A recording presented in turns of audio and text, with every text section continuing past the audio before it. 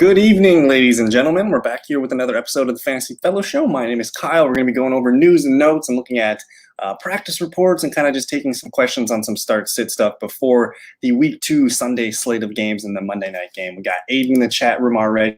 I hope you're having a good night, sir. I'm going to hop into a screen share here.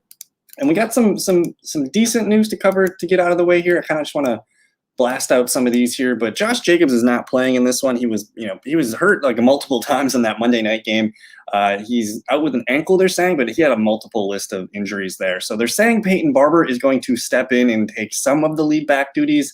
I don't know if I trust it. What's going on, Harris, man? Thanks for hanging out. Hope everyone's having a good Friday evening.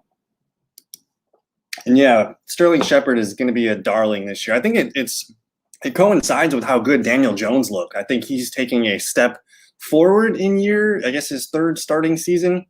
And he just looks a little bit more comfortable. I know he still makes some bad throws, but Sterling Shepard's looking really good so far. So I hope you guys are able to get him off the waiver wire this week. But anyways, Peyton Barber, what do we do with Peyton Barber? Are you guys rushing out to get Peyton Barber? Probably not. It is against Pittsburgh. I think the move is to play Kenyon Drake as a running back too. Peyton Barber could end up getting a handful of first and second down carries, but I expect Kenyon Drake to be the more productive back for fantasy.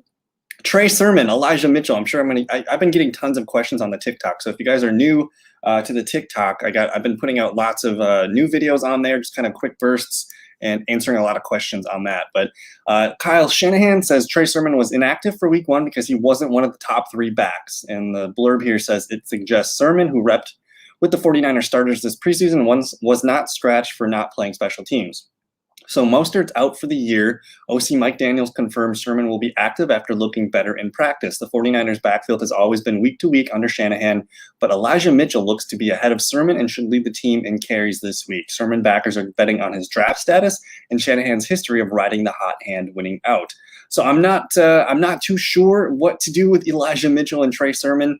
I think if you got Elijah Mitchell, you probably should put him in your wide running back 2 or flex spot. I can take questions on him, but this is going to be hard to trust, I think, all season. And then you got the mess of Jeff Wilson coming back. I think if your league does have an IR spot, you should probably just pick up Jeff Wilson and just sling him into the IR because this is going to be just a carousel here. What's the trade? You can put that in there. It's a fake Sherman going to start at Classic. Well, I don't think Sherman's going to start from what it seems. Like Sherman had a really good practice week this week. They said that he was running with more energy and more demeanor. Like he had something to prove, because he was an active week 1. So he had to show the coaching staff, why he should be on the active roster. And it looks like this is going to be, I don't know, it really depends. If Elijah Mitchell goes out there and he balls out in the first quarter or so, it could just be his thing. But it feels like it's going to be a dirty mess of 2 or 3 backs probably that we're going to have to worry about. What's going on, Justin? Hope you're having a good night. I'm curious about this trade. What do you guys got brewing there in the free league? Carlos Hyde, 56% of the snaps, whatever. Quan Alexander on injured reserve with an elbow. He's been dinged up for most of his career. Here's some questionables. Paris Campbell listed as questionable here. Michael Pittman and Paris Campbell both listed as questionable. So I guess if you need an emergency receiver, Zach Pascal could be a guy. It's the Rams defense, so I don't think we're going to trust the Colts offensive weapons here. Dwayne Eskridge listed as doubtful.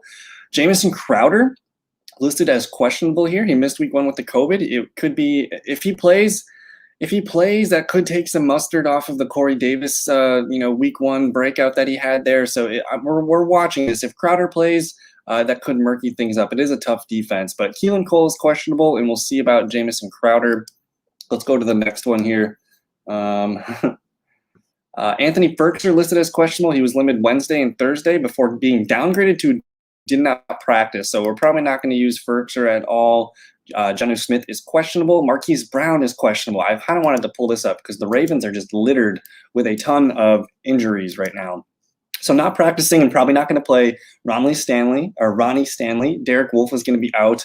Calais Campbell, Justin Houston not practicing because of non-injury, so I'm assuming they're going to go. But Marquise Brown limited, Devin Duvernay limited, Dalen Hayes limited, Marlon Humphrey and Jimmy Smith both limited. So Ravens are going to be shorthanded on Sunday Night Football here. I think the Chiefs are going to have some fun with this team. But let me go back to the news here. Anthony Schwartz, questionable. Tyrell Williams not practice on Friday due to concussion. So this makes me like TJ Hawkinson a lot. You're starting TJ Hawkinson, so you don't need that fantasy advice. But this could be good for DeAndre Swift and Jamal Williams, just more opportunities with Tyrell Williams out. DeAndre Swift was limited, and Jamal Williams was limited, both with a chest and a groin injury. Eric Ebron looks good to go. Preston Williams is questionable with the foot. The one big news piece that did come out today, though, was in Miami with Will Fuller. He's not going to play this weekend, and I guess the rest of his season is in future. They haven't really released what the personal matter is. But, man, we're watching that one very closely. I guess some of the other main news pieces here, again, Josh Jacobs officially out. I think if you have Kenyon Drake, you can slide him into the running back too for PPR leagues. But Zach Ertz with the hamstring, he was on the injury report all week, but not today. So he's going to play. So that takes a little bit of the upside of Dallas Goedert off the list for me. But overall, it's looking like it's going to be a fun week too on Sunday. Arcega Whiteside. So if you're relying on Ertz, we'll see. Ertz was outsnapped 73 to 58% by Dallas Goedert in the opener, but Goedert did leave that game, so I don't know if those are accurate numbers. Marquise Goodwin, Darnell Mooney is questionable. This one's interesting. This is, again, just you're going to start Allen Robinson. I don't really care about the other receivers in this one. Emmanuel Sanders practice in full. He's a sleeper that I've been kind of pumping up. I think just in terms of snap counts, that man ran a lot of snaps last weekend. He should be a fringe wide receiver 3 flex play against the Dolphins. Xavier Rhodes is still going to be out week 2 against the Rams here. Gabe Davis is questionable. If Gabe Davis doesn't play, I'm really going to like Emmanuel Sanders and Cole Beasley, so we'll watch that one carefully.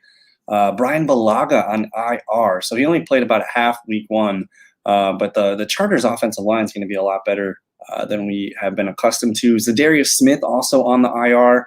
Marshawn Lattimore, game time decision. There's Anthony Barr, Emerson Griffin, Christian Darrisaw, and Harrison Hand. A ton of people here hurt for the Vikings. This might be a big Cardinals week. If you have Brandon Ayuk, we're probably not going to be trusting him anytime soon. We kind of have to wait to see him do it on our fantasy benches before we trust him. Let me see what we got here. Should I start Tyson Williams, Robbie Anderson, Brandon Ayuk, Trey Sherman, or Cole Beasley at the flex, non-PPR, because Will Fuller is out? So in this case, in a non-PPR, this is interesting. I do like Cole Beasley, but basically, the question is, since it's non-PPR, is who's going to get the most yards? So we're going to cross Brandon Ayuk off this list because we need to see it, I think, before we trust him. Trey Sherman, that feels like a shot in the dark where we kind of want to see it from him too before we trust him in his first career NFL game. So to me, it's between Tyson, Robbie, and Cole Beasley. In terms of the safest floor, I think Cole Beasley gives you the safest floor, probably 60 to 70 yards at minimum. So if you want to take the low-hanging fruit, that's it. But then if you consider, who's going to score a touchdown, it could be Robbie Anderson. That would probably be my best thing. So the thing with Tyson Williams is Latavius Murray is going to be kind of in the 50-50 committee with them. We expect the Ravens to have kind of a rough night covering the Chiefs. So I think there's going to be a lot more passing than we expect. But if they get near the red zone, we could see Tyson Williams find the end zone too. So these guys are all really equal. What do you guys think in the chat room? I'm leaning towards Robbie Anderson or Cole Beasley. But I probably just the trouble with what Robbie Anderson did last week was he only had like 3 targets, which was concerning. DJ Moore is the guy in Carolina right now. I want to go back to week 2 here. Can I go to week 2? Let's go to week 1 here. Where is Carolina's game? So it made me nervous. In terms of snap counts, Robbie Anderson was fine. He did play 81% of the snaps. Same as DJ Moore, but with Robbie Anderson in the box score, he only had 3 targets. He only went one. He had the one for 57 and a touchdown, but if you don't get the touchdown, you're like, where's my Robbie Anderson point? So this one feels a little bit risky. I kind of want to see more from Robbie Anderson. So I'm leaning towards Tyson versus Cole Beasley. And I think the safe play is probably Cole Beasley. As weird as that sounds, I think Cole Beasley is probably the safe play. Let me see what we got here. Teddy Bridgewater or Matt Ryan? I'm going with Teddy Bridgewater. That's kind of another safe play here. I know the Bucs defense does look appealing towards fantasy quarterbacks and wide receivers, but I think Teddy Bridgewater against the Jacksonville Jaguars, I would maybe consider getting him in the lineup just because of the matchup is so good. And Diami Brown, like let's look at the box scores from last night. And well, the problem with Diami Brown is he's going to be on the field a lot, but they're not going to look for him too much. He did have 62 snaps, 87% of the snaps last night. And keep in mind, this team is missing Curtis Samuel yet, so his numbers will eventually go down when he returns. But he did see 6 targets, which is nice, but a lot of those are, deep vertical shots where he's not going to connect on those very often. So 3 for 34. But man, just for a rookie receiver to get that much attention is pretty interesting. You and me both there, Justin. You think Mixon can be top 10 RB this week? Mixon. I think at this point, guys, Mixon's probably got to be considered a top 5 running back. He got the best usage of any running back not named Christian McCaffrey last week. So Joe Mixon, people, if you got him in the 2nd round or even the 3rd round, I think you're feeling really good about yourself. He's getting play, so we'll watch for him. He's going to be a sleeper eventually. What's going on, Kyle? Thanks for hanging out. Trade Tyson Williams and Shenault for Higgins in a PPR. I need some wide receiver, but I also have Jamar Chase. So, if that's the current offer, I mean, of all those 3 players, I'd rather have T. Higgins for sure. I don't know if it bugs me that much that I have Chase and Higgins on the same lineup. You look at last week, they both scored touchdowns. They both, even if you take away the touchdowns, T. Higgins had 4 for 58. That's 9.8 PPR points. And then Jamar Chase did pretty well too. So I think it's clear, though, that those are the 2 Bengals receivers to own. I guess if you could shop Tyson Williams and Shenault for another receiver, that's worth looking into. But just looking at those names, I want T. Higgins on my team. And if you have to make a move, like if you have to trade a Higgins, if you have to make another trade to upgrade, you can probably do that too. But Higgins and Jamar Chase against Chicago this weekend, like we just saw what Matt Stafford did with the play action. I have to imagine Joe Burrow's going to have a good game. And so I don't think Saquon is a fraud. Like I think he's heating up, guys. Saquon Barkley might be a buy low candidate right now, actually. He played 58 snaps last night, 84%, which is a lot higher than he was last week. And you go down here and look at Devontae Booker, only 10 snaps, 14%. So Saquon Barkley's on the field. The only problem was like the Giants just came into this game saying we're going to throw the ball. Daniel Jones, 32 attempts, but you look at the usage, 13 carries, 57 yards. The targets are low, only 3 targets, 2 for 12. But if this is a floor game for Saquon Barkley going forward, I'm kind of interested. This ended up being 3.2 and 5.7, roughly about 8.9 points or so. So 9 points from Saquon Barkley, and now he gets 10 days of full rest. Who do the Giants play next week? I'm curious. They play the Falcons, so next week Saquon Barkley is probably going to be back. And after that, they play the Saints, which might be tough, but the Cowboys are on the schedule. The Rams are a little bit tough, but Montgomery had a good game. The Panthers, I think this might be actually a buy low opportunity for Saquon Barkley. And again, he's coming off basically a 10 days rest to play the Falcons. That should be kind of fun. Should I trade away Antonio Brown or Jamar Chase for a running back? For me, I want to keep Jamar Chase over Antonio Brown. Antonio Brown's, again, he's part of, a 3-way revolving door at receiver for Tampa Bay. I still think the pecking order is Chris Godwin number 1, and then you're probably going to see Mike Evans and AB kind of trade off big weeks, big plays, that kind of thing. Whereas Jamar Chase, he's the number 1. So if I'm going to send somebody, I'd try to send Antonio Brown now before I can. I think that would probably be, or essentially like, you go up and ask the owner, like, who would you rather have, Jamar Chase or Antonio Brown? If that gets you the better running back, I guess you're okay with doing that, right? Because Jamar Chase probably has a little bit more sex appeal to his name, so I could see that being, you ask an owner, oh, do you want Chase or Antonio Brown? He's probably going to say Jamar Chase. So if that gets you the better running back, I don't know. You gotta serve it up to them like on a platter. Like, would you do this for Jamar Chase? Okay, or would you do this for Antonio Brown? So, but for sure, I would, put Jamar Chase on the pedestal and Antonio Brown kind of, down there, because Chase can be a top 15, top 20 wide receiver. I think he's in that range, whereas Antonio Brown, we still don't really know what his floor is going to look like. But yeah, Graham Gano was just balling. This was an interesting game. I was super disappointed. The Washington football team did not deserve to win this game. They were making some boneheaded offensive play calls in this one. And I'm not just saying that because I'm an Antonio Gibson guy, but 46 Taylor Heineke throws, I just don't see that being a productive, game plan in the future, you probably want to keep him under in between 30 and 35. You want to get more time, more ground on the clock. And for the most part, he was just kind of dinking and dunking it with Adam Humphries and taking shots to McLaurin and Logan Thomas every now and then. So I'd like to see a little less passing from the Washington football team. But I don't know, guys. This Giants team, what do we do with the New York Giants? I mean, if you have the thing about Kenny Golladay is he didn't get to practice very much in the summer with his team. He had the hamstring injury kind of flare up again him. But 8 targets, I mean, 8 of 32 targets. That means 1 out of every 4 Daniel Jones passes went to Kenny Golladay. He only connected on 3 of 38, or 3 for 38. So, again, it's week 2 of a young NFL season. It's coming off a Thursday night game after the first week of the year. This was a tough game for these guys, just getting their bodies back in shape too. So this put a lot of stress on them. But I'm actually thinking Kenny Golladay might be a buy low candidate. Like if people are going to be pretty low on him too. So this is an interesting thing. If he's going to be first or second on this team in targets, probably behind Sterling Shepard, but Sterling Shepard really hasn't proven to stay healthy for a full season. So I'm interested in Kenny Golladay. I think he could get some of the rust knocked off of him in this one, and then hopefully week 3 against the Falcons. It's not going to surprise me if Kenny Golladay has a big game against the Falcons in week 3. Brandon Ayuk, Brian Edwards, Amon-Ra, Gabe Davis, Ingus, Pascal, Ty Johnson, full PPR. This one's messy.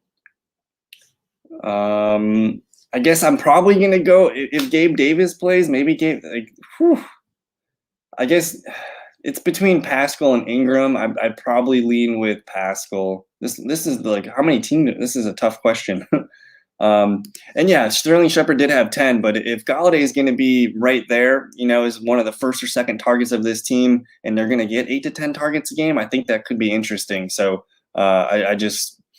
we'll see if he gets some of the rust knocked off him. I think that'd be kind of fun. But man, this is a tough question. I don't trust Amon-Ra St. Brown. I don't trust Brian Edwards against the Steelers.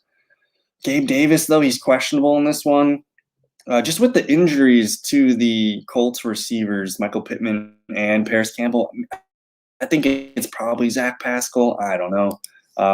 A.J. Dillon, Juju, Leonard Fournette, or Marvin Jones in the flex non-PPR. Whew, that's a tough one as well.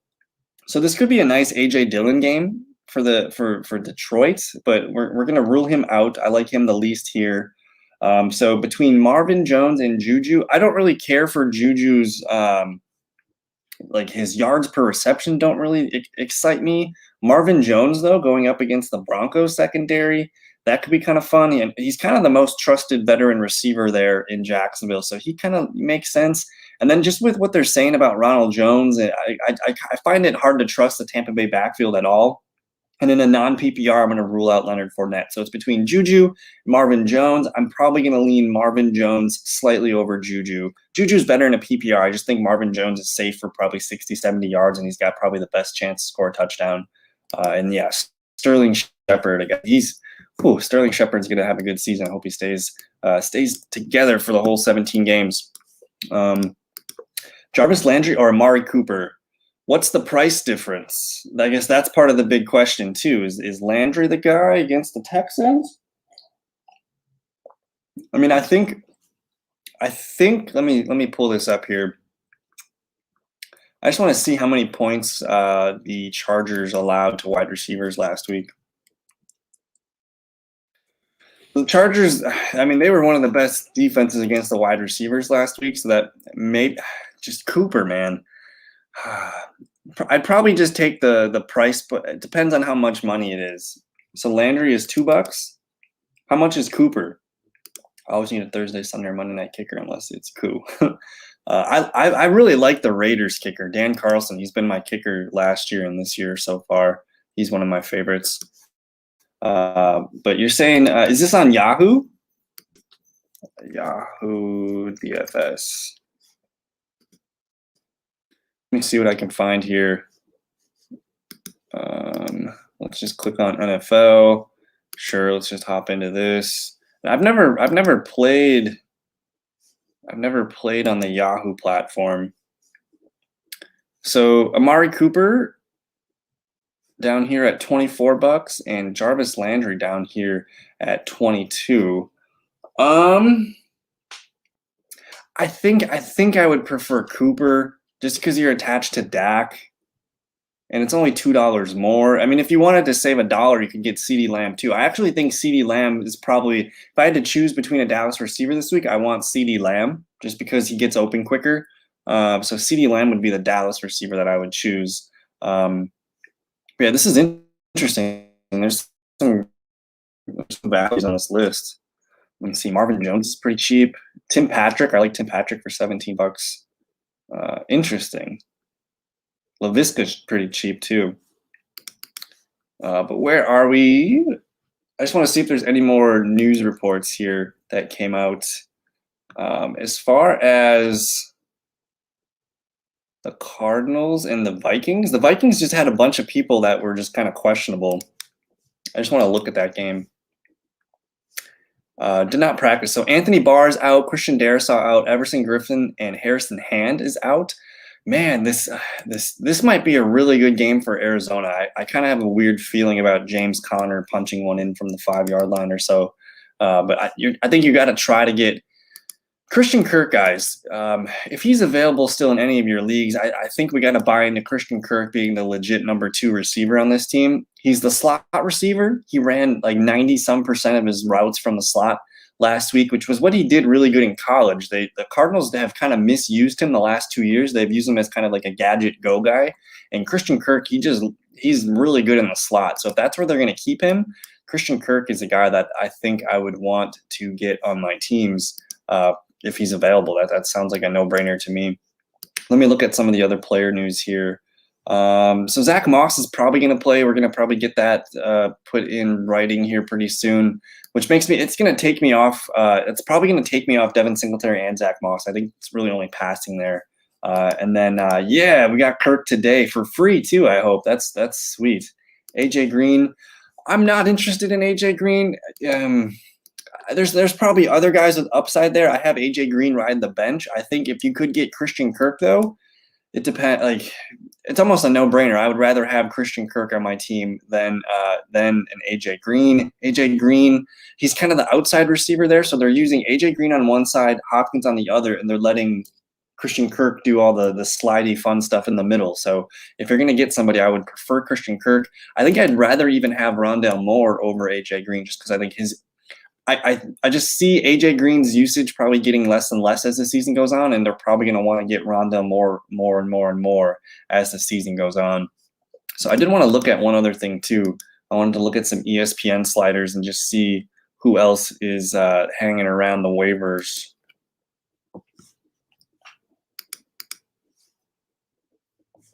Let's take a look here. So I wanted to see who the most added and the most dropped were. So the most added, I think this again is the last 7 days or so. Dalton Schultz is the interesting tight end here. Actually, let me should probably filter by all. Okay, so clearly Elijah Mitchell, Tyson Williams, Latavius Murray. That's a good one. Jalen Waddle. What's Waddle's ownership? With this Wolf Fuller news, man, like Jalen Waddle might be a good buy low candidate. So he's 83% owned. Hasn't really seen that much of a change here, but Waddle could be a wide receiver 3 here. $18 Nelson Aguilar or $16 Jamal Williams. I feel safer with Jamal Williams in my lineup. But it's the Jets, so Nelson. As far as upside, it's Nelson Aguilar. So if you're trying to win DFS, I would say Nelson Aguilar is probably the better play, whereas Jamal Williams is kind of just a safe floor guy. So because it's DFS, I'm going to say Nelson Aguilar, even though it's $2 more. But in terms of the most, I want to look at the most drop guys and see if anybody should be picked up here. Nobody. These are all injured guys. I mean, I can't quit Zach Ertz for some reason. If he has a good game this week, and it wouldn't surprise me. Again, he did get hurt with the hamstring injury last week, which is what changed the snap counts over there. But nobody's really sticking out there. Let's go back to this list. So the most added Kenneth Gainwell, he deserves more hype here. I'm going to hype up some Kenneth Gainwell here. He's only 25.8% owned in ESPN leagues, so he should be available in 10 or 12 team leagues. But he was the clear number 2 back to Miles Sanders, and it's not going to surprise, especially with rookies. If you get a good rookie debut, you got to think the more a rookie plays well earlier, the more he's going to get put on his plate as the season goes older. So Kenneth Gainwell, 25.8%. There's Christian Kirk. He is roughly 24%. And again, he saw 5 targets. He caught all 5 of them. But 70 yards for Christian Kirk was pretty solid. Let me see what else we got here. What do you guys do with Sammy Watkins? You guys feeling Sammy? He had 8 targets, and Marquise Brown's got a little bit of an injury right now. It sounds like Marquise is going to play, but 4 for 96 and 8 targets. This is a revenge game for Sammy Watkins, and I'm only interested in Watkins because look at who he plays next week. He gets Kansas City on Sunday Night Football, the revenge game, and then he gets Detroit, which Deebo Samuel just torched these guys. This one's easy. I'm going with Aguilar for sure. Cortland Sutton's like one of those guys that Cortland Sutton's kind of like Brandon Ayuk for me, where I need to see him have a good game before I trust it, because only 1 catch for 14 yards last week, only 3 targets. Like Tim Patrick and KJ Hamler both already out-targeted him last week. There was some videos of Tim Patrick kind of just being gimpy. Like I don't know if he trusts his knee yet. So for me, I'm going to go with Nelson Aguilar. If you want a Denver receiver, I think Tim Patrick or KJ Hamler are the guys. And those guys, like, glad Aiden likes the Sam. I think Sam just this week against KC and next week against Detroit, it wouldn't surprise me to see Sammy Watkins have some nice performances. But Tim Patrick, he's only 12% owned. Like rest of the season, I think I'd rather own Tim Patrick over Cortland Sutton, just because I'm nervous about that knee. Usually, I guess if we're kind of worried about Saquon Barkley and his ACL, Cortland Sutton's kind of doing the same thing, which just makes me think Tim Patrick and KJ Hamler, those are the guys with the upside. Again, Tim Patrick out-targeted him. He had more receptions, more yards, and he got the touchdown. They play Jacksonville and the Jets the next 2 games. They do have some tough matchups coming up, but at least week 2 and week 3, I'm a big fan of Tim Patrick. I think in this case, this one's really close. If you need to save the dollar, I guess I'd go with Tim Patrick, but they're kind of even. In terms of let me pull up I want to pull up the Patriots usage from last week. Let me hit the Fun Games feature here.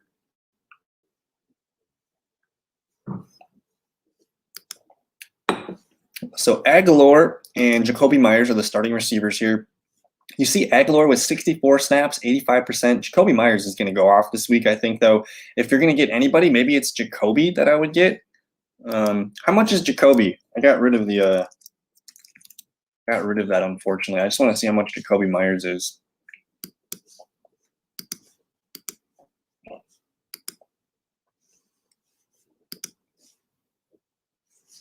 Where is Jacoby? So Jacoby 17. I think I'd rather have Jacoby Myers over Nelson Aguilar.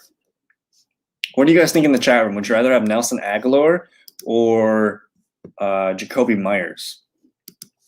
Because I know Myers is going to be on the field more, so he's almost never going to leave the field. Whereas Aguilar does come in. Let's look at the targets and everything now for this game. So Aguilar did have 7 targets. Myers had 9, 6 for 44, but 5 for 72 in the touchdown. So I think I'm going to lean Jacoby. I guess if it saves you $1.02, I think that's what I'm going to do. I'm going to go with Jacoby.